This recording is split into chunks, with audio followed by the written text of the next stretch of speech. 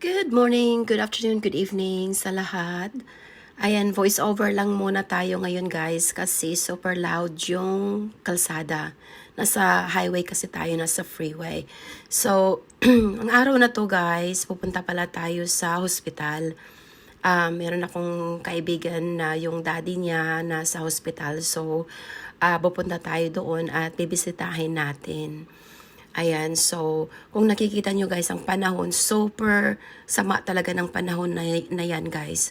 Maano siya, maulan, umuulan ng ice, at saka super lakas ng hangin. So nakikita nyo, super cloudy talaga siya, masama yung panahon ng araw na to. Ayan, so hindi ko na lang siya masyadong inanuhan ng mga videos, hinabaan. So, andito na tayo malapit na tayo sa hospital. So, ang mga building na yan, mga langga, ay hospital na yan siya. Siguro paikot yan siya, makikita natin mamaya. So, parang 4-5 hospital yan siya, andyan na the same area.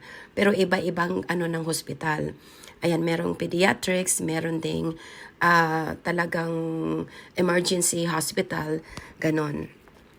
Pero ang pupuntahan natin mga langga ay yung Jewish Hospital, which is Heart Hospital. Dito rin ako, nung nagkaroon ako ng problema, excuse me, sa sakit ng sa puso ko, dito din ako inoperahan sa building na yan. Kung nakikita nyo guys, merong itim na building sa taas, yung taas niya, yung halfway, kulay itim, dyan tayo pupunta. So, dyan din ako inoperahan noong nagkaroon ako ng sakit sa puso. Ayan. So, parang bring back memory kasi dyan nga ako inoperahan sa Jewish Hospital, which is Heart Center. Ayan. So, ayan, pag pupunta na tayo dito guys at maghanap na tayo ng parkingan. Ayan, iba-iba kasi din ang ng parkingan dito. Kailangan magpa-parking ka talaga sa tamang hospital. So, hindi ka basta-basta makakaparking na kung saan-saang hospital lang.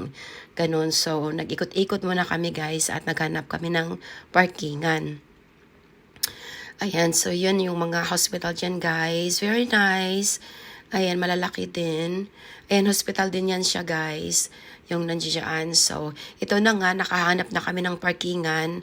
Ayan, nakapark na kami dyan guys. So, kung nakikita nyo yung mga semi-truck, andyan. So, pag Wednesday guys, super busy talaga ang kalsada. At andito na rin pala tayo sa hospital guys. Hindi ko na pinakita lahat talaga kasi respeto na rin sa may mga sakit at saka yung naoperahan at saka sa pamilya na rin. Ayan, at saka yan, ito na nga, pauwi na tayo. Hindi na lang tayo nagtagal doon kasi bring back memories nga. Ayun, so pauwi na tayo dito. Siguro mga, let's say, mga 30 minutes or 45 minutes ang bahay ko from the hospital papunta sa bahay.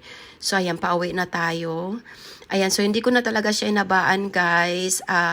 Maraming salamat sa panood nyo sa aking videos. Thank you so much and I hope you guys have a wonderful day.